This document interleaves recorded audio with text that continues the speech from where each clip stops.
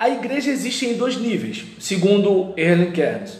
Um deles é o organismo eterno, invisível, bíblico, que é consolidado em um corpo pelo Espírito Santo. O outro nível é o da organização temporal, histórica, visível, humana. O primeiro é o fim, o segundo, os meios, certo? Todo corpo organizado precisa de uma liderança. E quanto mais cresce a divisão de funções e a especialização da liderança, acontecem para que possa funcionar eficientemente. Entende? Porque a igreja é instituição, mas não tem para onde correr. Tem que existir a instituição para servir o organismo vivo. Não tem para onde correr, certo? Só que a gente não pode viver em função da instituição. A instituição existe para estruturar o trabalho e a vida do organismo vivo, certo?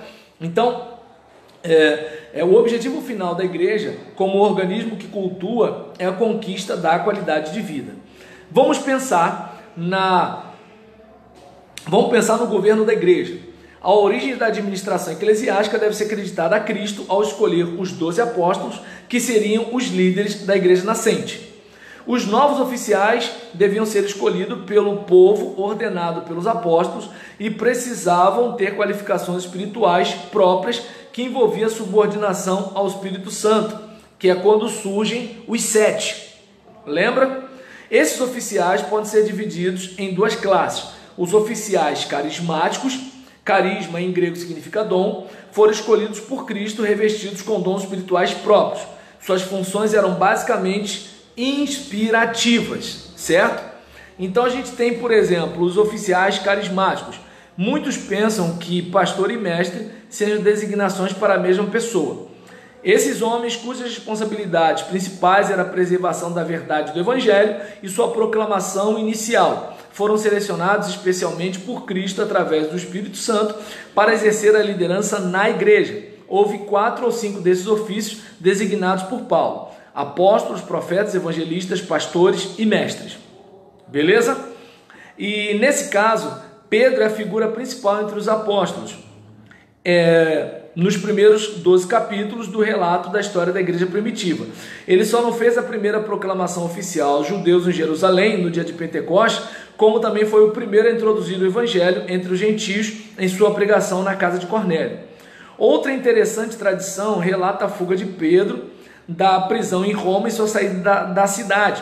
Ao se encontrar com Cristo, Pedro lhe pergunta aonde vai.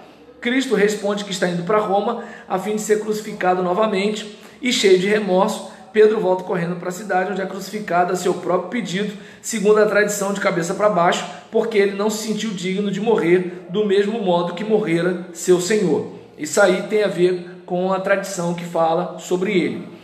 Tiago, filho de Zebedeu, estava presente na transfiguração do Getsêmani. Foi o primeiro dos 12 a ser martirizado, decapitado, que foi por Herodes Agripa em 44.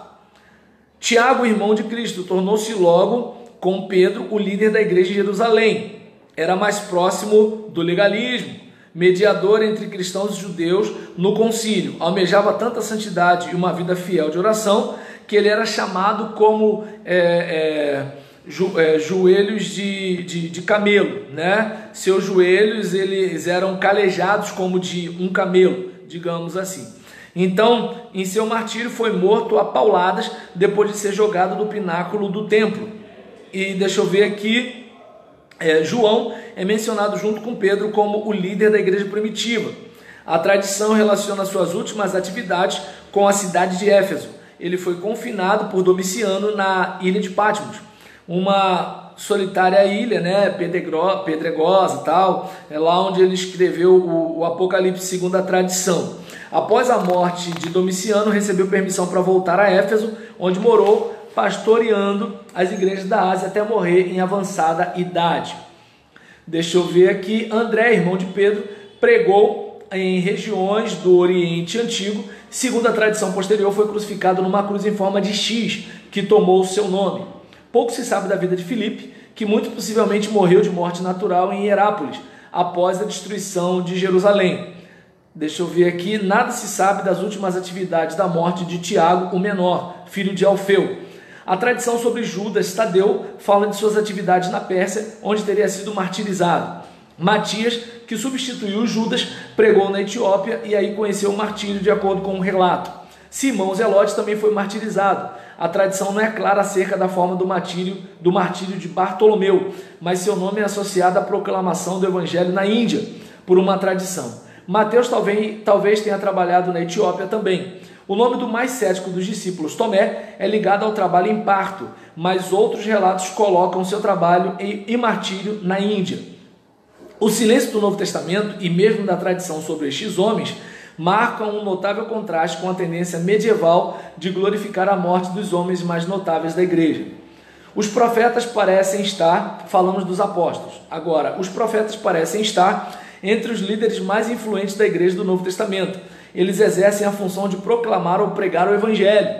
Atos 13, versículo 1, Atos 15, versículo 32, bem como de antecipar o futuro. A Ágabo é acreditado ter previsto com sucesso uma fome próxima e a prisão de Paulo pelos judeus. Atos 11, 28, Atos 21, 10, versículo 14. Filipe exerceu o dom do evangelismo. Deixa eu ver aqui. Isso. Filipe exerceu o dom do evangelismo. Atos 21, versículo 8. Mas pouco se sabe de seu trabalho e suas funções específicas. Talvez tenha se dedicado ao trabalho do missionário itinerante, cuja principal tarefa era proclamar o evangelho em áreas novas ainda não atingidas. Há ainda o problema sobre se os ofícios distintos de pastor e mestre eram exercidos por duas pessoas ou se eram apenas designações para duas tarefas que um só homem, especialmente designado por Deus, exercia. O Novo Testamento é menos obscuro sobre a prova de um mestre genuíno. Ninguém que negasse a vinda pessoal de Cristo ao mundo como o homem em carne humana poderia ser um mestre autêntico, segundo João, lá na segunda epístola de João, do versículo 7 ao 11. O caráter de um verdadeiro mestre é descrito no Didaquê, capítulo 11, versos 1 e 2. Então a gente falou sobre os oficiais carismáticos, apóstolos, profetas, evangelistas, pastores e mestres, ou pastores mestres. Agora, quanto à questão dos oficiais administrativos, esses são escolhidos não carismaticamente como dom dado por Deus, mas escolhidos com o consenso da igreja, entre aspas. Em alguns casos, mulheres operavam e exerciam sua autoridade na igreja ou congregação local e não na igreja de Cristo como um todo. Talvez o exemplo de sinagoga com seus anciãos a presidirem os negócios locais tinham sido um fator na criação desses ofícios. Então a gente, por exemplo, vai observar que o ofício do ancião ou presbítero era o mais elevado da congregação local. Aqueles que defendem a existência de uma organização tríplice na igreja entendem que os termos ancião ou presbíteros e bispo, episcopos, não são sinônimos, mas representam ofícios separados de bispo e presbítero. O Novo Testamento é claro ao relacionar esses dois termos ao mesmo ofício, a saber, Atos 20, 17, Atos 20, 28, Filipenses 1, 1, Tito 1, versículo 5 e versículo 7, e o fortalecimento do ofício do bispo monárquico só aconteceu depois do fim da era apostólica no segundo século. As qualificações de um presbítero são detalhadas e esboçadas pelo menos duas vezes no Novo Testamento. 1 Timóteo 3, versículos 1 a 7, Tito, capítulo 1, versículo 5 a 9. Então a gente tem aqui a informação de que os presbíteros deveriam ser homens de boa reputação entre os membros da igreja e para os de fora da igreja. A direção do culto público parece ter sido uma de suas principais funções. 1 Timóteo 5,17 e Tito 1, versículo 9. Bem como a responsabilidade pela boa administração e pela disciplina segura da igreja. Os diáconos tinham... Estou terminando já. Beleza, então. Os diáconos tinham uma posição de subordinação aos anciãos, mas aqueles que exerciam tal função precisavam das mesmas qualidades exigidas aos presbíteros. Atos 6, versículo 3, 1 Timóteo, capítulo 3, versículo 8 a 13. Observe bem, enquanto os bispos, eles tinham uma determinada tarefa diferente das dos diáconos, Ainda assim, o padrão que se exige dos bispos, enquanto os que supervisionam e cuidam da liderança da igreja, exige-se também dos diáconos enquanto seus auxiliares, certo? Então não cabe a ideia do diácono que cobra do pastor, mas não cobra de si mesmo. Não cabe aquela ideia de, mas o pastor fez isso, fez aquilo, e você? Não, mas eu sou diácono, ele é pastor. Não. Se você olhar o texto de 1 Timóteo capítulo 3, você vai ouvir que igualmente, depois da exigência aos bispos, aos diáconos, parará, certo? Então a gente observa aqui, né, que a administração da caridade pela igreja era a principal tarefa dos diáconos. Mais tarde eles ajudaram os presbíteros na distribuição dos elementos da ceia à congregação. As mulheres parecem ter sido admitidas a este ofício nos tempos apostólicos, pois Paulo menciona a diaconisa com aprovação. Romanos capítulo 16, versículo 1. As filhas de Filipe, o evangelista, também exerceram funções proféticas. Atos 21, versículo 9. Mas Paulo foi claro em sua afirmativa de que as mulheres não deveriam ensinar a igreja. 1 Timóteo capítulo 2, versículo 12 e 1 Coríntios capítulo 14, versículo 34. O surgimento de um conjunto de oficiais para a congregação e a definição de suas qualificações e tarefas foram completados ao final do primeiro século. Com a salvação pela fé em Cristo como seu evangelho, uma literatura emergente produzida pelos apóstolos e uma forma de organização para satisfazer suas necessidades, o cristianismo cresceu rapidamente ao final do primeiro século e no começo do segundo século. Aí a gente observa que nessa situação de governo da igreja, há também uma preocupação com o culto da igreja primitiva. A questão de uma forma segura de culto parece ter sido uma preocupação ao tempo dos apóstolos, com decência e ordem. 1 Coríntios 14, 40. O verdadeiro culto estava no domínio do Espírito. Atos 4, 24. Exercícios religiosos precisam levar a alma à presença de Deus. A gente também vai observar que, para tanto, os cristãos se reuniam em casas, no templo, nos auditórios públicos de escolas, como Atos 19, versículo 9, e nas sinagogas até quando eram permitidos. O lugar não era tão importante como o propósito de encontro para a comunhão com os outros e para o culto a Deus. Então a gente percebe que culto tem a ver com comunhão e tem a ver com reunião. Há uma discussão atual, estamos no ano de 2021, no período de pandemia, em que o Supremo Tribunal Federal está discutindo sobre autorizar, né? É interessante, né, a questão da autorização, porque a liberdade do culto é constitucional, ou seja, qualquer outra decisão deveria estar abaixo da Constituição, mas aí é uma outra situação. Então, em relação porque assim, hoje é a pandemia, e por causa da pandemia nós somos obrigados a passar por sobre uma situação constitucional. Amanhã vai ser qual motivo, certo? Não estou dizendo que a gente não pode ficar recluso, não estou dizendo que a gente não pode ficar isolado dentro de casa, não estou dizendo isso. Eu só estou dizendo a questão dos poderes que a cada dia que se passa aumentam para o Estado em detrimento do cidadão e da sociedade, sob o argumento que é para a nossa proteção. É isso que me preocupa. Hoje é isso, amanhã eu não sei o que vai ser. Mas voltando para cá, a gente, por exemplo, vai observar o seguinte, né, que o lugar não era importante, mas o propósito de encontro e comunhão, né, uns com os outros, seja templo, casa, assim por diante. No primeiro século, 2 cultos eram realizados no primeiro dia da semana, adotado como dia de culto por ter sido o dia que Jesus ressuscitou dentre os mortos. Atos 20, versículo 7, 1 Coríntios 16, versículo 2, Apocalipse 1, versículo 10. O culto da manhã certamente incluía a leitura da Bíblia, Colossenses 3,16. A exortação pelo presbítero principal, orações e cânticos, Efésios 5,19.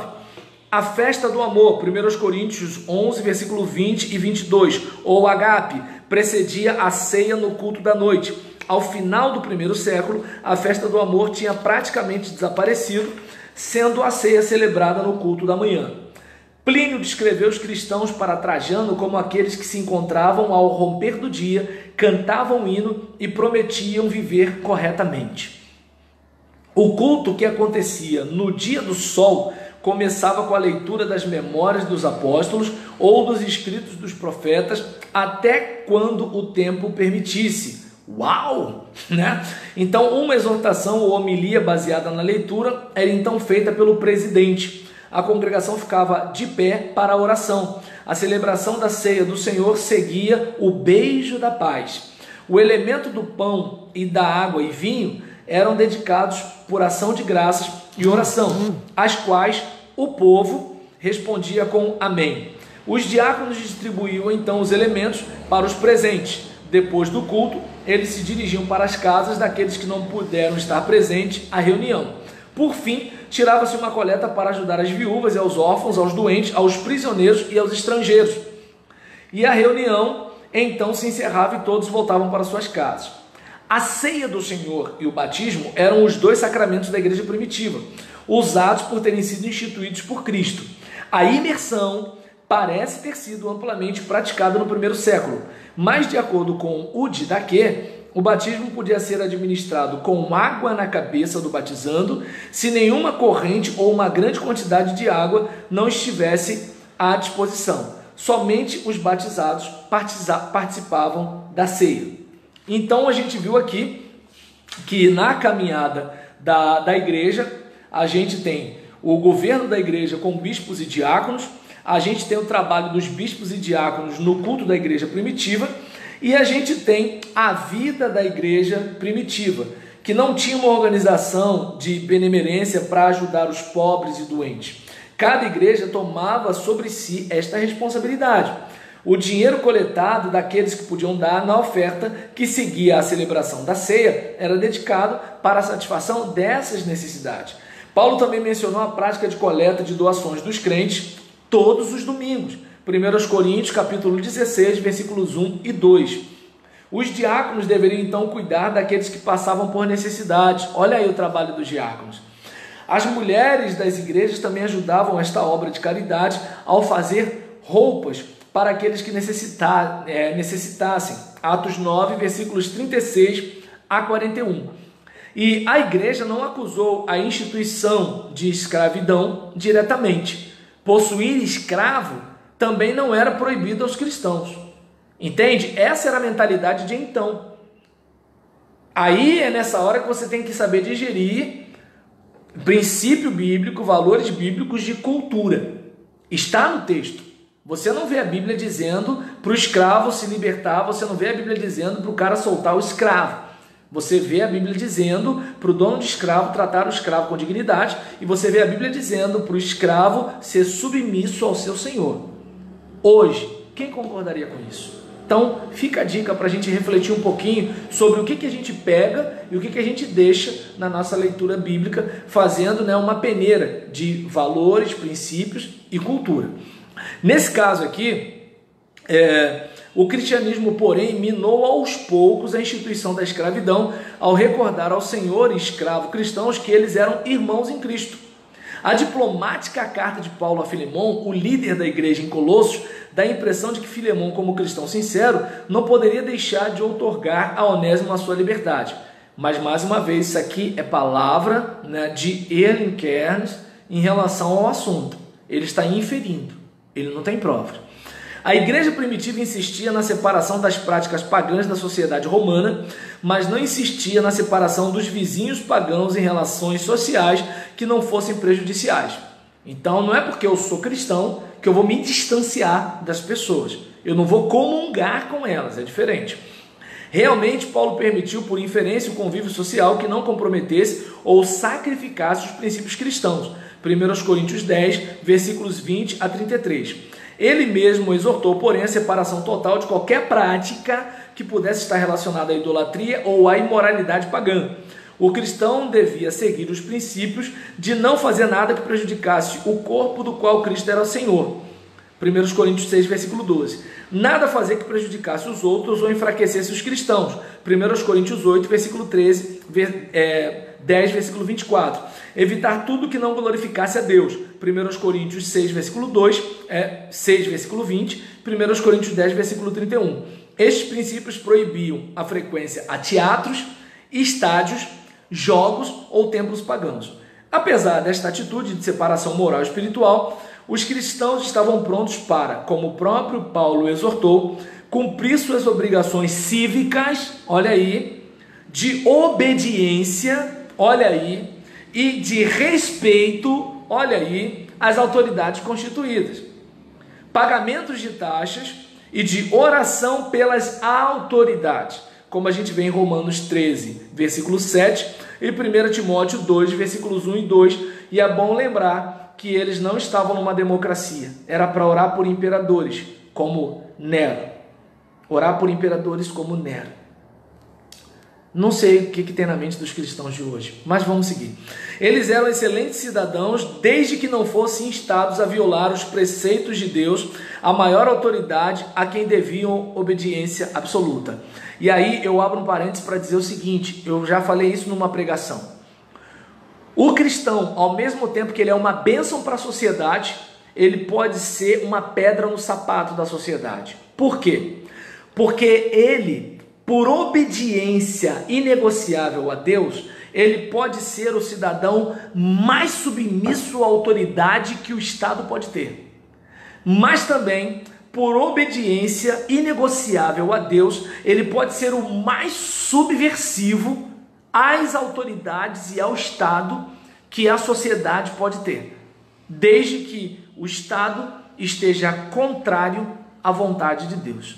Olha que forte. Isso não tem a ver com deixar de orar, isso não tem a ver com respeitar ou desrespeitar. Tem a ver com obedecer ou desobedecer. Não sei se deu para perceber a diferença. Uma coisa é o crente que tem ódio do presidente da República, tem ódio do presidente do Supremo, tem ódio do presidente do Congresso. Uma coisa é o crente que não obedece uma ordem contrária à vontade de Deus. Percebeu a diferença? É diferente. E ódio a gente percebe no destilar, né? E assim, e obediência no comportar. Vamos lá, seguindo aqui, fechando.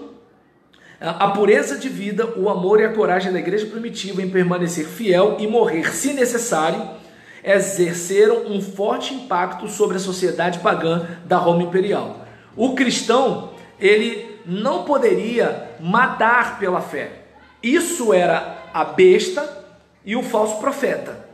O cristão, a luta do cristão contra o mal é entregar a sua própria vida, se preciso for, e morrer pela causa do evangelho e vencer o anticristo, o dragão, a antiga serpente, o falso profeta, a grande Babilônia.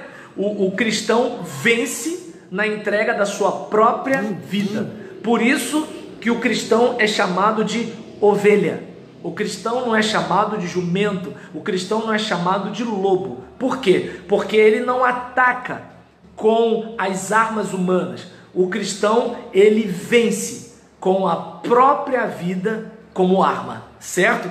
Então, a gente observa aqui, né, que eles exerceram um forte impacto sobre a sociedade pagã, e isso durou 3 séculos, inclusive com a entrega da própria vida. E isso durou coisa de 3 séculos, desde a morte de Cristo até o reconhecimento oficial por Constantino da importância do cristianismo para o Estado, chegando ele mesmo a convocar e presidir o Concílio de Nicéia.